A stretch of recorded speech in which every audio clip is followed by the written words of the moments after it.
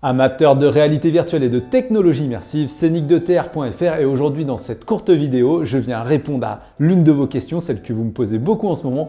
Est-ce que je dois céder pour un Oculus Quest 64 Go à 449 € ou 128 Go à 549 €?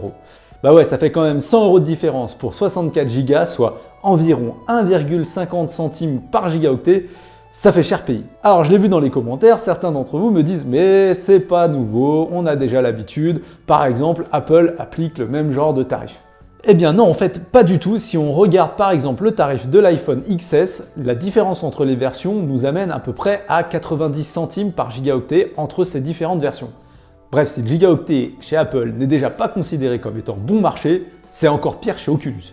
Oui, mais finalement, ce qui est intéressant de savoir, c'est est-ce que ça sert ces 128 Go sur l'Oculus Quest? Parce que finalement, ça pourrait aussi justifier l'écart de prix. Alors pour tenter de répondre concrètement à cette question, on va commencer par des données factuelles. Aujourd'hui, et je précise bien aujourd'hui parce que ça peut évoluer dans le temps, l'Oculus Quest, quand vous le recevez, avec son système d'exploitation installé, ces quelques mises à jour qui vont se mettre et ces 2-3 applications Oculus qui vont venir s'installer au moment où vous allez le lancer, vous êtes à environ à peu près 14 Go de consommé sur votre espace disque.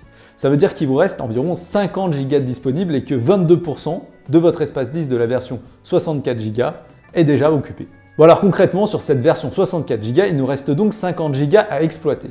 La vraie question, c'est combien pèse un jeu sur l'Oculus Quest?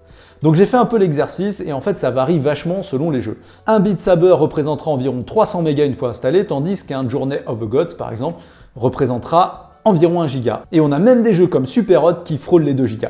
Concrètement, en faisant la moyenne de mes 10 jeux préférés déjà présents sur le store, je suis environ à 1 gigaoctet de moyenne par jeu installé. Et ceux qui sont bons en mathématiques auront donc calculé qu'on peut mettre à peu près 50 jeux simultanément sur l'Oculus Quest 64 Go et qu'on pourra en mettre environ 110 sur l'Oculus Quest 128 Go. Bah oui, on n'a pas le système d'exploitation à réinstaller dans le deuxième cas. Bon alors je sais pas ce que vous en pensez, mais moi perso, 50 jeux installés simultanément, ça fait déjà pas mal, et donc je vais m'en contenter pour m'éviter les 100 € de dépenses supplémentaires. Ce sera mon conseil pour vous, bien évidemment, si vous voulez opter pour la version 128 Go, libre à vous.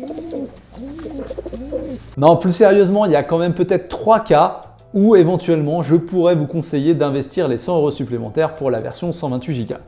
Allez, je vous les cite. Le premier cas, c'est déjà si vous avez une connexion digne d'un 56K de l'époque, vous savez, celle qui faisait ce bruit-là, et qui va donc provoquer un véritable parcours du combattant à chaque fois que vous devrez désinstaller et réinstaller une application. Le deuxième cas, c'est celui où éventuellement vous êtes plutôt des consommateurs de films en réalité virtuelle. Si vous voulez pas vous taper un streaming tout pourri sur votre casque, bien évidemment, il faudra installer le film en local et là, ça peut vite prendre de la place, 3 à 4 Go peut-être si vous cherchez un film de qualité. Et le dernier cas, c'est pour tous ceux qui aiment pas faire le ménage et qui sont prêts à lâcher 100 € sans la moindre hésitation pour s'éviter cette corvée durant toute la durée de vie de leur Oculus Quest. Voilà, j'espère que cette courte vidéo sur ce choix existentiel 64 Go ou 128 Go vous aura permis au moins de vous forger votre propre opinion. Et moi, comme d'habitude, je vous propose de liker la vidéo, de la commenter si vous l'avez aimée et surtout de vous abonner à la chaîne si ce n'est pas encore fait. Allez, à très bientôt les amis!